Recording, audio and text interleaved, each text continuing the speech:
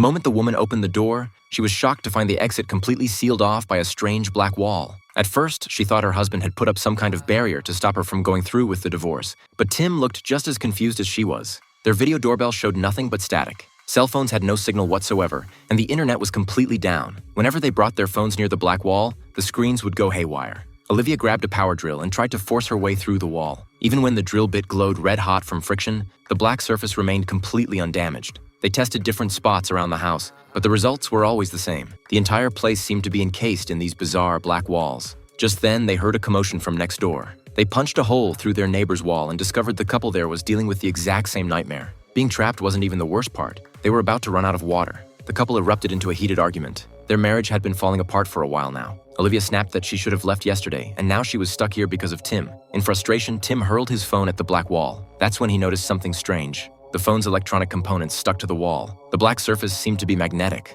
To test this theory, Tim grabbed a metal spoon, and sure enough, it clung to the wall. They gathered every metal object they could find to map out the magnetic field. They discovered 4 areas where the magnetism was strongest, and connecting these points formed a perfect square. This had to be the key to solving the puzzle. Olivia moved all the metal items to these 4 zones. The objects began to vibrate, and then...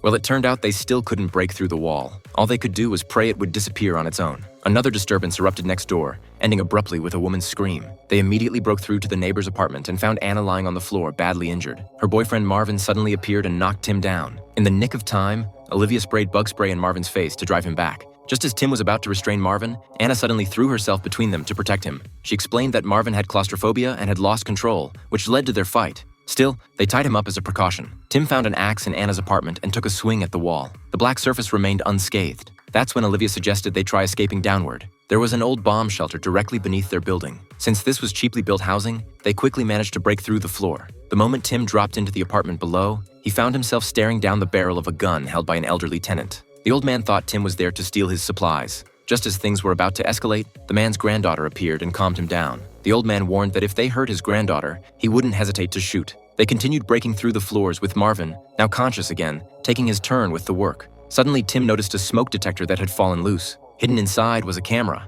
The old man mentioned that the landlord had installed all these smoke detectors. A terrifying thought crossed Tim's mind. He ripped out every single detector. Each one contained a hidden camera. Could this whole thing be some kind of sick game? Were wealthy spectators watching them in real time? Was their landlord the game master? Rather than speculate wildly, they decided to confront him directly. After all, he lived right next door.